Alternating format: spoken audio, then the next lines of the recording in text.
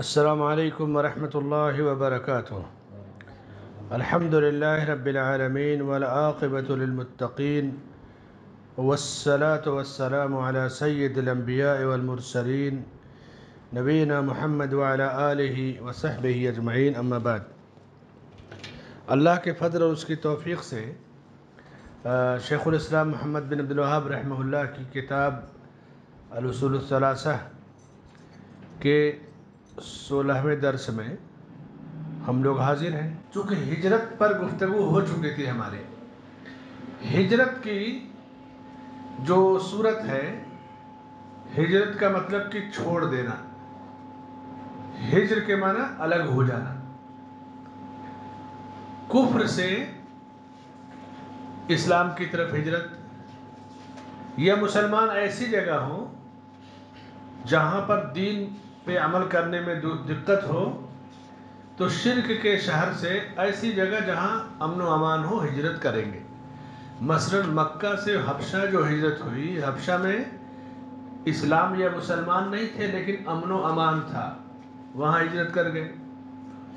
مدینہ جب ہجرت ہوئی تو مدینہ میں اسلام نہیں تھا، اللہ کے نبی صلی اللہ علیہ وسلم کی ہجرت سے پہلے آپ نے مصعب بن عمیر رضی اللہ عنہ کو اپنا نمائندہ بنا کے بھیج دیا تھا اور انہوں نے لوگوں میں کام شروع کر دیا تھا، اور پھر آپ نے ہجرت کی۔ کسی شہر سے دوسرے شہر میں کاروبار کے لیے جانا، نیشنلٹی لینے کے لیے جانا، وہ شرعی ہجرت نہیں ہے۔ اللہ کی خاطر کسی شہر کو چھوڑنا، ملک کو چھوڑنا، یہ ہجرت ہے۔ کافر ملک میں جیسے اسلام پہ عمل کرنے میں دقت ہے تو ایسی جگہ ہجرت کرے جہاں اسلامی ملک ہو یا غیر مسلم بھی ہو لیکن امن و امان ہو، اسلام پہ عمل کرنے میں دقت نہ ہو۔ کافر ملک کی طرف ہجرت کرنے کے لیے اجازت نہیں ہے۔ جیسے بہت سارے لوگ جائیں گے کینیڈا کی شہریت لیں گے اور یورپی ممالک کی بڑے سکون سے رہیں گے، وہاں پر سکون آپ کو ظاہر میں نظر آئے گا لیکن اصل سکون آپ کو نہیں ملے گا۔ بہت ترقی یافتہ ممالک ہیں، مثلا برطانیہ کو لے لیجئے، لندن کو، یہ کرونا سے 20-25 دن پہلے ریاض میں تھا میں، ہمارے شیخ محمد رمضان حاجی صاحب کا دورہ علمیہ تھا، یہاں تشریف لا چکے ہیں نا، تو پوری دنیا سے اس میں آئے تھے طلبہ، اور میں جہاں ٹھہرا تھا وہاں تک آنے کے لیے وہاں گاڑی لیموزین وغیرہ نہیں تھی، آؤٹ مین روڈ سے ہٹ کر کے مسجد تھی، تو مجھے پہنچنا تھا اپنی منزل پہ، تو 2 طلبہ اسٹوڈنٹ جو برطانیہ سے آئے تھے، انہوں نے مجھے دیکھا، پوچھا، تو میں نے کہا مجھے جانا ہے اپنی منزل پہ، بولے چلے ہم چھوڑ دیتے ہیں۔ آئے تو انہوں نے بتایا کہ ہم تو برٹش شہری ہیں، جب ہم اپنے بچوں کو سکھاتے ہیں لا الہ الا اللہ محمد رسول اللہ یا اسلام کی بنیاد اور جنت میں صرف کلمہ کے بغیر، توحید کے بغیر نہیں داخل ہوگا، تو اس پوائنٹ کو پکڑ کر کے وہ کہتے ہیں کہ دیکھو مسلمان بنیاد پرست ہے، اپنے سوا کسی کو وہ جنت کا مستحق نہیں سمجھتا۔ بولے ہمارے دین کی بنیاد جو ہے اس پر بھی وہ حملہ کرتے ہیں۔ کہنے کی بات ہے کہ امن و امان ہے، بہت سکون ہے، ہم وہاں رہتے ہیں، دین کو بتانے میں، بیان کرنے میں کوئی آزادی نہیں۔ کچھ چیزیں ہیں سیاسی طور سے جس میں آدمی آزاد ہے، لیکن اب اس سے خطرناک چیز کیا ہوگی؟ بھائی حدیث قرآن بھرا پڑا ہے کہ جنت میں داخل ہونے کے لیے ایمان ضروری ہے۔ اب جب یہ بات بیان کریں گے تو عیسائی، یہودی، نصرانی، مشرک سب کٹ جائیں گے، تو کہیں گے دیکھو یہ بنیاد پرست ہے، یہ کہتا ہے کہ ہمارے علاوہ کوئی جنت میں نہیں جائے گا۔ ظاہر سی بات ہے کہ جنت میں جانے کے لیے جو پابندی ہے وہ ایمان ہے۔ تو یہ تو ایک مثال دیا، طلبہ جو جمع ہوتے ہیں تو شیئر کرتے ہیں باتیں دوسرے ملکوں کے، تو وہ علماء تھے، یعنی پڑھے لکھے لوگ تھے، وہ آئے تھے دورہ علمیہ میں۔ کفر کا شہر چاہے جتنی بھی ترقی کر جائے، اسلام وہاں آزاد نہیں رہ سکتا۔ ہندوستان یہ کفر کا شہر نہیں ہے، ہندوستان اسلامی ملک بھی نہیں ہے لیکن کافر ملک بھی نہیں ہے۔ 3 حصے ٹکڑے ہونے کے باوجود ہندوستان میں مسلمانوں کی اتنی بڑی تعداد ہے کہ دنیا کا سب سے بڑا ملک انڈونیشیا ہے، اور انڈونیشیا کی پوری آبادی سے زیادہ یہاں مسلمان ہیں. یعنی دنیا میں سب سے بڑا مسلم ملک انڈونیشیا ہے. انڈونیشیا کی کل آبادی سے زیادہ یہاں پہ مسلمان ہیں. تو اس ملک کے لحاظ سے اقلیت میں ہے، ورنہ اقلیت میں نہیں ہے. کچھ سیاسی لحاظ سے کہیں شور ہنگامہ ہوا، کہیں اذان پہ، کہیں نماز پہ، یہ وہ کچھ چیزیں ہوتی ہیں، کچھ خامیاں اپنے لوگوں کی بھی ہیں. ہمیں دستور قانون کے ساتھ چلتے ہوئے دین کی پابندی کرنی. ٹکرانا، شور ہنگامہ کرنا، یہ سب فضول چیزیں ہیں. اور ہجرت کا جہاں تک تعلق ہے، کفر کے شہر میں کوئی جانا چاہے تو اس کے لیے جانے کی چند چیزیں ہیں. پہلی چیز، جس شہر میں وہ جا رہا ہے اس شہر میں امن و امان ہو.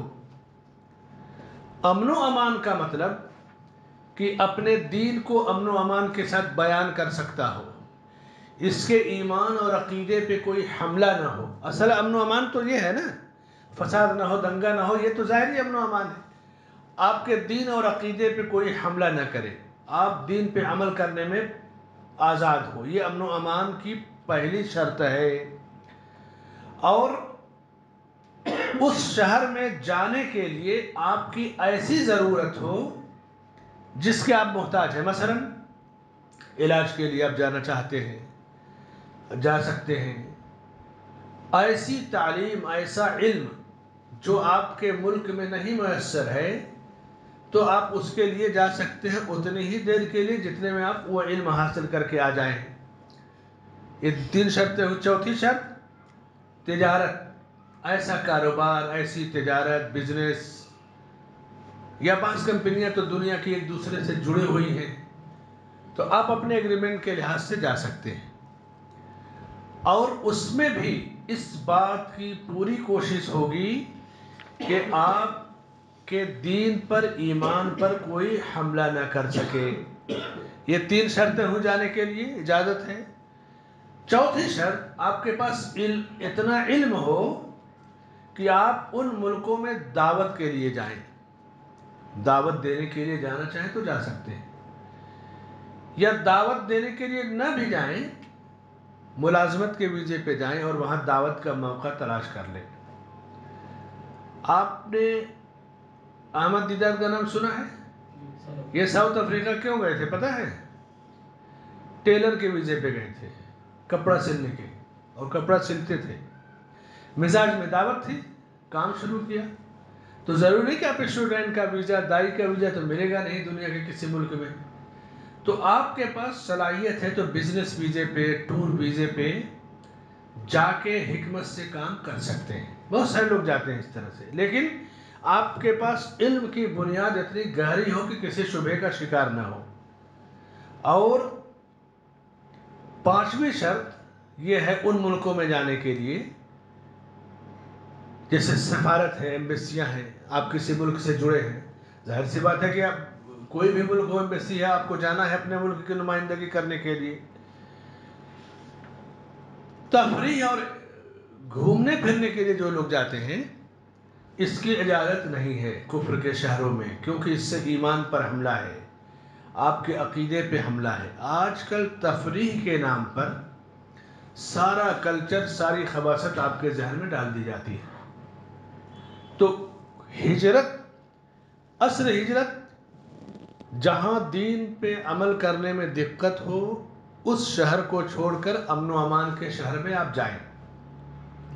ہندوستان سے جو لوگ پاکستان گئے، گرچہ وہ مہاجر کہے جاتے ہیں، وہ شرعی مہاجر نہیں کہے جائیں گے اسلامی اصطلاح میں. ان کو یہاں دین پہ عمل کرنے میں دقت نہیں تھی اور نہ ہے ہندوستان کے مسلمانوں کو. بس سب عالمی طور سے جو کچھ جو کہہ دے. مکہ سے مدینہ جو ہجرت تھی اس کے تناظر میں ہی ہجرت کو آپ سمجھیں گے. ہجرت کی ایک اور بڑی پیاری شکل کہ آدمی اپنے گناہوں سے نیکیوں کی طرف ہجرت کرے. یہ تو آدمی جب چاہے ہجرت کر سکتا ہے نا. اپنی برائی سے اچھائی کی طرف ہجرت کرے، کفر و شرک سے توحید اور سنت کی طرف ہجرت کریں. تو یہ ہجرت تو آپ ہمیشہ جب چاہیے کیجیے، اور ہمیشہ آدمی کو کرنا ہے ہجرت، جتنے جلدی کر سکے وہ کرے. تو ہجرت میں برکت ہے. کفر کے شہروں میں رہنے میں، قیام کرنے میں وہ سہولت آپ کو نہیں ملے گی. جو لوگ امریکہ وغیرہ گئے، لندن گئے، بس گئے، آپ ذرا ان سے ملیے نجی زندگی. سال میں کتنے دن جماعت سے وہ نماز پڑھ پاتے ہیں، کتنے دن اذان سن پاتے ہیں. ایک سے آپ پڑھنے گئے تھے نیو یارک یونیورسٹی میں، تو جہاں وہ رہتے تھے وہاں سے 450 کلومیٹر دور سنیچر کو کچھ یہودی تھے، وہ جانور ذبح کرتے. تو کہتے جب مجھے گوشت کھانا ہوتا ہے تو اتنے دور جا کر کے پھر حلال ذبیحہ لاتا ہوں تو پکاتا ہوں. ابھی ایک یونیورسٹی میں فزکس کے پروفیسر ہے جامعۃ الملک سعود میراج میں. ہم اللہ کی نعمت میں ہیں، ہم لوگ اللہ کی نعمت میں ہیں. ہندوستان میں مسلمان سیاسی طور سے کمزور ہے، یہ سیاست کی دنیا الگ ہے، لیکن اقتصادی طور سے بھی اتنا کمزور نہیں ہے جتنا کمزور لوگوں نے شور ہنگامہ کر دیا. ہم جتنا کمزور ہیں غیر مسلم اس سے بھی کمزور ہیں. چند طبقہ ہے، چند فیصد جو مالدار ہے، وہ دونوں میں سے ایک پرسنٹیج کے لحاظ سے ہے. دین پر عمل کرنے کے لیے اس ملک کی سرزمین آزاد رہی ہے. اب سیاسی پارٹیاں شور ہنگامہ کر لیں، کچھ چیزیں روب دبدبے والی، خوف ڈر والی کر لیں، الگ بات ہے، لیکن دین پہ آزاد کرنے میں ہم آزاد ہیں.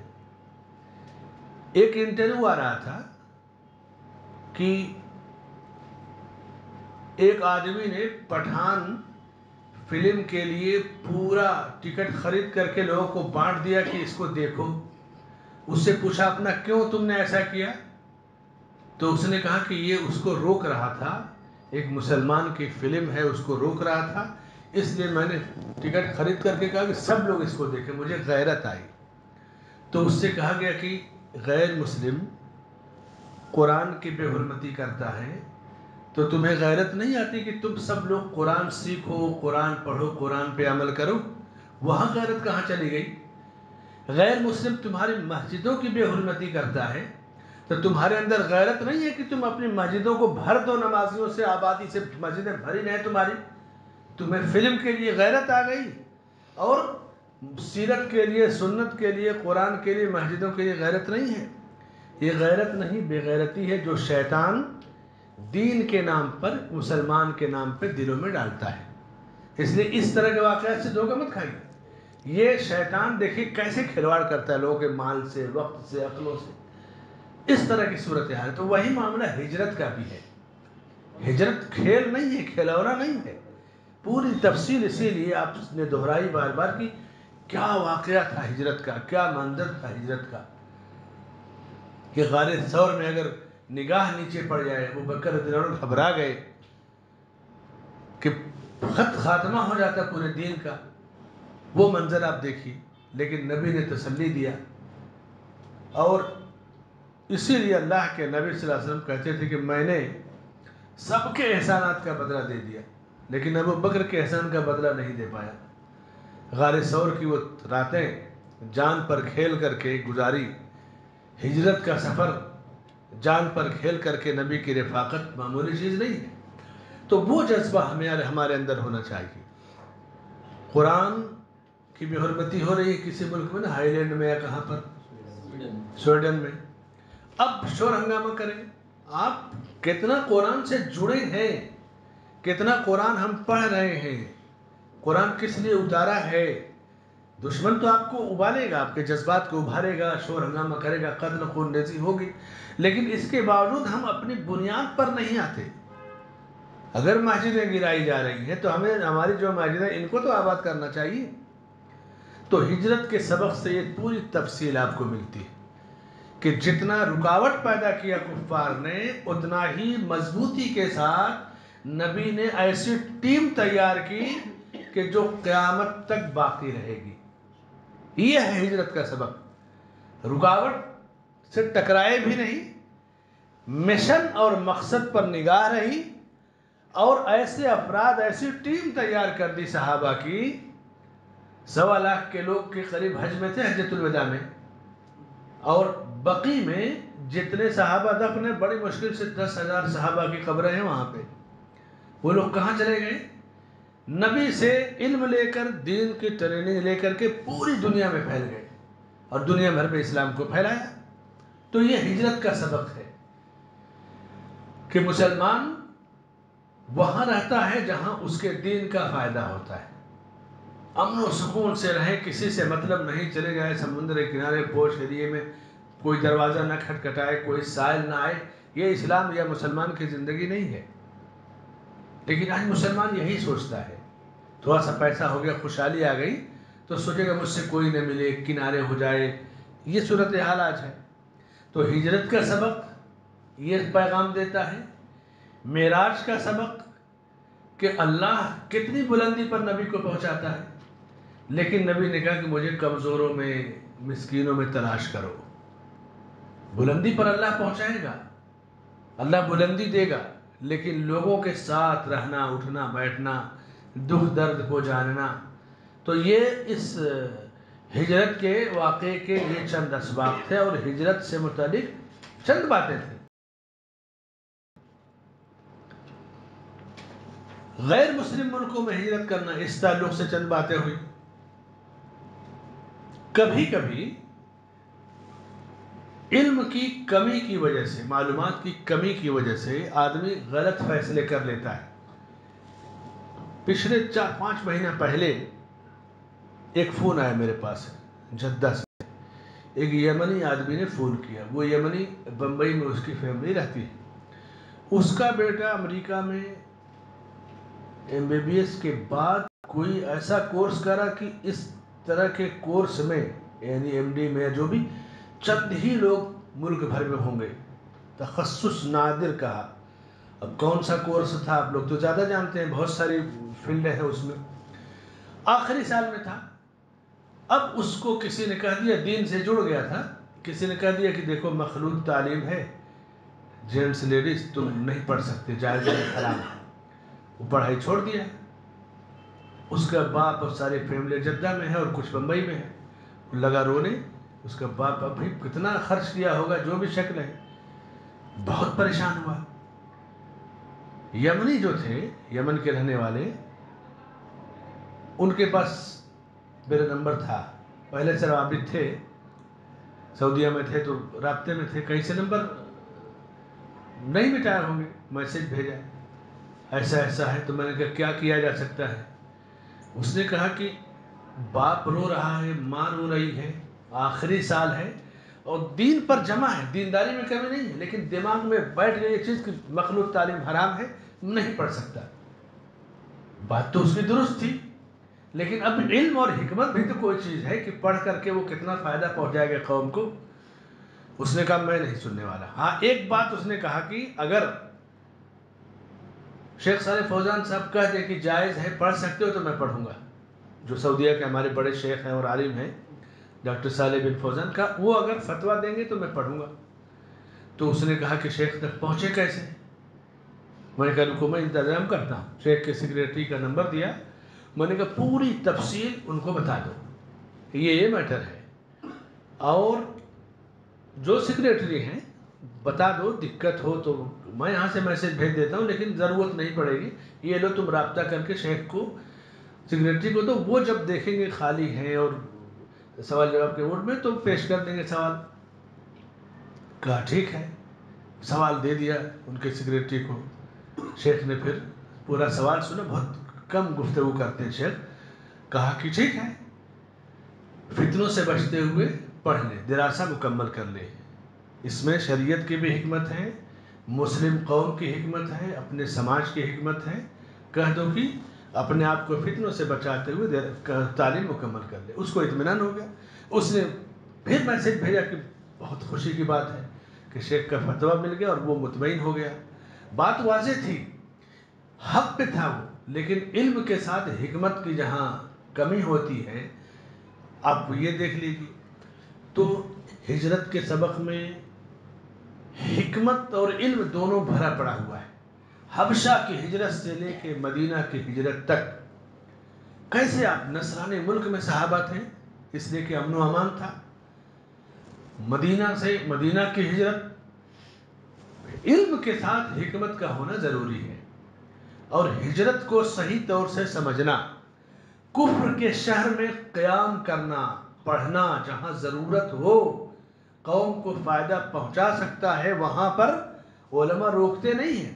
علماء عمومی فائدہ کہ فتنوں سے بچاؤ، عزتوں کی پامالی نہ ہو، عقیدہ نہ خراب ہو، دین نہ بگڑ جائے، علماء عمومی باتیں بتاتے ہیں. لیکن کوئی شخص واقعی اگر ان جگہوں سے ان سے علم لے سکتا ہے فتنوں سے بچتے ہوئے، اور وہ علم یا وہ ریسرچ اس کے اپنے ملک میں نہیں یا کسی اسلامی ملک میں، تو بالکل پڑھ سکتا ہے، جا سکتا ہے. یہ شرعی، فقہی، علمی اور عقیدے کا سارے مسائل اس میں جمع ہے اور جڑے ہیں. ہجرت کے بعد اللہ کے نبی صلی اللہ علیہ وسلم مدینہ میں مستقل قیام پذیر ہو گئے. 10 سال تک اب مدینہ میں رہے. وہاں پر زکوٰۃ فرض ہوئی 2 ہجری میں، روزہ فرض ہوا، اس کے بعد جہاد فرض ہوا 2 ہجری میں، پہلا غزوہ بدر ہوا. اذان کا واقعہ مدینہ میں پیش آیا. اذان حضرت عبداللہ بن زید کے واقعے میں پوری تفصیل ہے.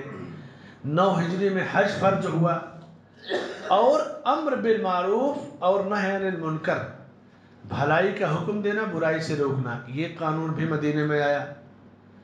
مکہ برائیوں سے بھرا ہوا تھا، لیکن امر بالمعروف نہی عن المنکر کا فریضہ وہاں پہ نہیں تھا، کیونکہ وہاں بھی توحید کی جڑیں نہیں مضبوط تھی. وہاں تو کفر اور شرک آمنے سامنے تھے. کہتے ہیں نا کہ آدمی کے پاس کینسر ہے اور کوئی معمولی سا زخم ہے تو کینسر کا علاج ہی کریں گے، زخم تو دواؤں کے ساتھ ٹھیک ہو جائے گا. بڑی بیماری تو بڑی بیماری شرک ہے. تو مدینہ میں پہنچنے کے بعد آپ صلی اللہ علیہ وسلم نے اسلام کے سارے احکام، شریعت کے مسائل کو تفصیل سے بیان کیا، اور اس کے بعد مدینہ اسلامی ریاست کا پہلا اسٹیٹ یا پہلی اسلامی سلطنت قرار پایا. مدینہ سے اسلام ایک دین، ایک ملک کے طور پر پہچانا گیا. پھر وہاں سے آپ نے بادشاہوں کو خطوط لکھے، اسلام کے حکمرانوں کو لکھے، اسلام کی دعوت دی. یعنی پوری دنیا میں اسلام ایک بطور دین یا اور بطور ملک دونوں کے طور سے متعارف ہو گیا.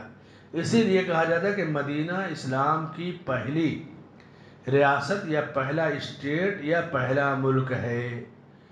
اور اس کے بعد 10 سال کے اندر دین کے سارے مسائل مکمل ہو گئے. اب آپ دیکھیے نا، عقیدے کی کس کتاب میں اصول الثلاثہ میں شیخ محمد بن عبد الوہاب رحمہ اللہ نے کتنی تفصیل سے عقیدے پہ گفتگو کی، احکام و مسائل آخر میں بیان کیے. مدینے کا ذکر احکام آخر میں کیوں؟ مسائل جان کے اب کیا کریں گے جب آپ کی جڑیں کمزور ہیں. ایک آدمی نماز پڑھ رہا ہے، لیکن اسے نہیں پتا کہ نماز کب، کیسے، کتنی رکعت کس کے لیے پڑھی جائے، خالی صفوں میں شامل ہو گیا، کچھ فائدہ ہوگا اسے؟ پہلے اپنے ایمان اور عقیدے کو درست کرے. تو اللہ کے رسول صلی اللہ علیہ وسلم 10 سال تک مدینے میں رہے، اور سفر کے آخر میں ربیع الاول کی ابتدا میں آپ صلی اللہ علیہ وسلم کی وفات ہوئی، اور پھر اللہ نے آپ کو اپنے پاس بلا لیا. اور آپ کی وفات بھی بیماری بمشکل چند ہفتے تک تھی، 10 12 15 دن کا جو وقفہ تھا. پیر کا دن 12 یا 13 ربیع الاول 11 ہجری میں آپ صلی اللہ علیہ وسلم کی وفات ہو گئی. کوئی بھی چیز پوری تاریخ میں آپ دیکھیں کہ 10 سال میں پورا دین مکمل ہو گیا. 13 سال تو صرف توحید کی دعوت دے رہے ہیں، اور یہ دین قیامت تک باقی رہے گا. جس دین پر ہم قائم ہیں یہی دین اسلام ہے، اور کوئی بھی بھلائی ایسی نہیں جسے نبی نے بتایا نہ ہو، کوئی بھی برائی ایسی نہیں جس سے نبی نے ڈرایا نہ ہو. یہ سب سے بڑی خوبی. کوئی بھی بھلی چیز ایسی نہیں جس سے آپ نے نہ بتایا ہو، بری چیز جس سے نہ ڈرایا ہو. کس سے اللہ خوش ہوتا ہے، کس سے ناراض ہوتا ہے، ساری چیزوں کو آپ صلی اللہ علیہ وسلم نے بیان کر دیا۔ آپ کی جب وفات ہوئی تو وفات کے بعد پھر اختلافات ہونا شروع ہو گئے۔ کیوں؟ اس لیے کہ وفات اچانک نہیں ہوئی تھی۔ آپ نے جب خطبہ دیا حجۃ الوداع میں، کہا کہ شاید میں تم سے آئندہ سال نہ مل سکوں۔ ہاں مناسک ابھی سیکھ لو۔ جی حج کے مناسک مجھ سے سیکھ لو، شاید آئندہ نہ مل سکو۔ یہ کتنا بڑا اشارہ تھا۔ الیوم اکملت لکم دینکم واتممت علیکم نعمتی ورضیت لکم الاسلام دینا۔ جب آیت اتری کہ دین مکمل ہو گیا تو عمر رضی اللہ عنہ رونے لگے۔ کہا کیوں رو رہے ہو؟ کہا جب کوئی چیز مکمل ہوتی ہے، کمال کے بعد پھر نقص ہے، ڈاؤن ہونے شروع ہوتی ہے۔ کوئی چیز کمپلیٹ ہو جاتی ہے، کمپلیٹ کے بعد پھر وہ دھیرے دھیرے ڈاؤن ہوتی ہے۔ تو اب دین مکمل ہو گیا تو پھر تو نقص اور خلل دھیرے دھیرے آئے گا لوگوں میں۔ اور اس کے بعد آپ نے فرمایا کہ اللہ نے اپنے ایک بندے کو دنیا اور آخرت دونوں میں سے چوائس کرنے کے لیے کہا کہ دونوں میں سے جو چاہو چوائس کر لو، تو اللہ کے اس بندے نے آخرت کو چوائس کیا۔ اس بات کو کوئی نہیں سمجھ سکا۔ ابو بکر رضی اللہ عنہ سمجھ گئے اور رونے لگے۔ تو کسی نے کہا کہ یہ دیکھو، آپ اللہ کے ایک بندے کے بارے میں کہہ رہے ہیں اور یہ رو رہے ہیں۔ تو جب آپ کی وفات ہوئی تو سمجھ گئے کہ ابو بکر ہم میں سب سے زیادہ سمجھدار ہیں۔ تو یہ سب پورے واقعات آتے گئے زندگی بھر۔ پھر اس کے بعد آخری ایام میں اللہ کے نبی صلی اللہ علیہ وسلم بقیع میں ایک جنازے میں گئے، جنازے سے شرکت کر کے آئے، بخار آیا، چند دنوں تک بستر پر تھے اور بیماری کے دنوں میں بھی نماز پڑھاتے رہے۔ آخر کی چند نمازیں ابو بکر صدیق رضی اللہ عنہ نے پڑھائی اور بستر پر جب چلے گئے، اٹھنے کی طاقت نہیں رہ گئی تو ٹب منگوایا پانی کا اور اس میں ہاتھ کو ڈبوتے، چہرے پہ جسے ملتے اور کہتے لا الہ الا اللہ ان للموت سکرات، اللہ کے سوا کوئی معبود برحق نہیں، موت کی سختی ہے۔ پھر نگاہ آسمان کی طرف اٹھائی اور کہا اللہم فی الرفیق الاعلی، اور تھوڑی دیر کے بعد آپ کی روح قبض کر لی گئی، وفات ہو گئی۔ اب وفات جب چونکہ دین مکمل ہو گیا، وفات ہو گئی، وفات ہونے کے بعد صحابہ میں اختلاف ہو گیا۔ اب سوچیں یہیں سے دین مکمل ہوا، اختلاف شروع نبی کی وفات کے بعد۔ اختلاف کیا تھا؟ کچھ لوگ کہتے تھے کہ نبی کی وفات نہیں ہوئی ہے، کچھ لوگ کہتے کہ وفات ہو گئی ہے۔ اب تک تو سارے مسائل نبی صلی اللہ علیہ وسلم حل کر دیتے تھے، اب کون حل کرے گا؟ تو ابو بکر صدیق رضی اللہ عنہ منبر پر تشریف لے گئے اور اس کے بعد اللہ کی حمد و ثنا بیان کی، خطبہ دیا کہ اما بعد فإن من كان يعبد محمدا فإن محمدا قد مات، تم میں سے جو محمد صلی اللہ علیہ وسلم کی عبادت کرتا تھا تو جان لے کہ محمد صلی اللہ علیہ وسلم کی وفات ہو گئی، اور جو اللہ کی عبادت کرتا تھا وہ جان لے کہ اللہ زندہ رہنے والا ہے، اسے موت نہیں آئے گی۔ آدمی سوچے گا کیا صحابہ نبی کی عبادت کرتے تھے؟ سوچ سکتے ہیں نا؟ لیکن ابو بکر صدیق رضی اللہ عنہ کے اس خطبے میں قیامت تک کے لیے اولیاء پرستی، انبیاء پرستی کی جڑوں کو ختم کر دیا گیا کہ کوئی گنجائش نہیں، یہاں تک کہ صحابہ سے تو سوچا بھی نہیں جا سکتا اگر کوئی نبی کی عبادت کرتا بھی رہا ہو تو اس کی عبادت باطل، اس کے معبود دنیا سے رخصت ہو گئے۔ یہ بہت بڑی جرأت اور جسارت کا خطبہ تھا۔ صحابہ نے نہیں کہا کہ ہم تو کہاں نبی کی عبادت کرتے تھے، آپ ایسی بات کیوں کہہ رہے ہیں؟ ہمارے ہاں تو عمومی بات ہوتی ہے، جنرل بات، تو آدمی کہے گا آپ نے مجھ کو کیوں کہا یہ بات، میں نے تو ایسا نہیں کیا ہے کہ نہیں؟ لیکن ابو بکر رضی اللہ عنہ کا یہ خطبہ بڑا قیمتی خطبہ تاریخ کے اندر۔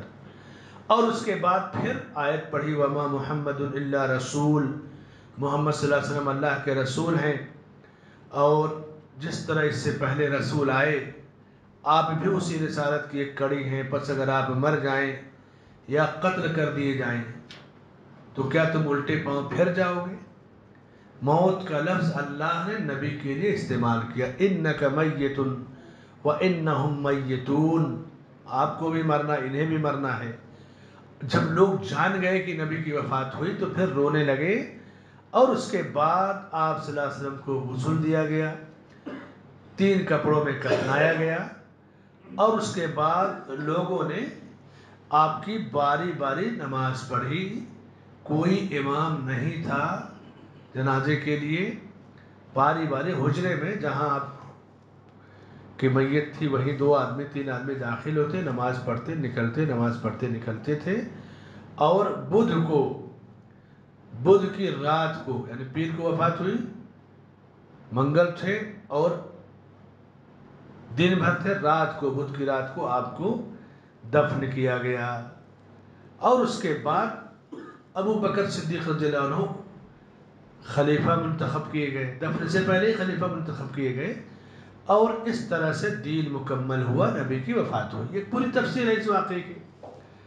آپ اندازہ کیجئے کہ پوری زندگی آپ نے توحید کی دعوت دی، شرک سے ڈرایا، اور اس کے بعد اپنی موت کی پیشین گوئی بھی کر دی کہ شاید میں نہ زندہ رہوں آئندہ سال، اور صحابہ کرام بھی اختلاف میں پڑ گئے، لیکن دل چونکہ صاف تھے اس لیے کلام اللہ سے ان کا معاملہ حل ہو گیا۔ ایک بڑی دلیل یہ ہے کہ جب دل آدمی کا صاف ہوتا ہے تو اللہ کے کلام سے اس کو فیصلہ کرنے میں آسانی ہوتی ہے۔ دل صاف نہیں ہوتا تو کلام الہی سے فیصلہ نہیں کر پاتا۔ اس زمین پر نبی کے بعد سب سے صاف دل والے نبی کے صحابہ تھے، دلوں میں آیتیں اترتی گئیں اور وہ اس پہ یقین کرتے گئے، دین مکمل ہو گیا، نبی کی وفات ہو گئی، اور اس کے بعد قیامت تک کوئی رسول نہیں آنے والا ہے۔ اللہ تعالیٰ ہر صدی کے سرے پر ایک مجدد بھیجے گا۔ صدی کا سر جیسے 1444 چل رہا ہے نا، اب 1501، اب یہ 15ویں صدی، اب 16ویں صدی آئے گی، تو اس صدی میں ایک مجدد گزرے، ہر صدی میں ایک مجدد بھیجتا رہا اللہ تعالیٰ، کہ دین کی اصل شکل پہ جب زنگ لگ جاتا ہے تو اسے صاف کرتا ہے اور صحیح دین کو پیش کرتا ہے، وہ مجدد ہوتا ہے۔ مجدد کا مرتبہ فقیہ اور محدث سے بھی اونچا ہوتا ہے۔ مجدد یہ خطاب ہے اللہ کے نبی کی طرف سے، اور یہ دین آسان ہے، اس دین میں کوئی پریشانی کوئی مشکل نہیں ہے، اسلام سے زیادہ آسان دین کوئی نہیں ہے۔ اللہ کے نبی صلی اللہ علیہ وسلم نے زمین ہو، آسمان ہو، سمندر ہو، جنگل ہو، کہیں بھی آپ رب کی عبادت کرنا چاہیں تو پوری تفصیل آپ کو بیان کر دی ہے۔ تو اب یہ وفات رسول کا ذکر ہوا، اور اس کے بعد وفات رسول پہ اختلاف اور اس سے متعلق کچھ دلیلیں، اور پھر جس طرح نبی کی وفات ہوئی اسی طرح دنیا سے سب کو جانا ہے، اور پھر سب کو جانا اور مرنے کے بعد اٹھائے جانا ہے۔ اس تعلق سے اب چائے پی لیجئے، انشاءاللہ تھوڑی دیر میں پھر گفتگو شروع کرتے ہیں۔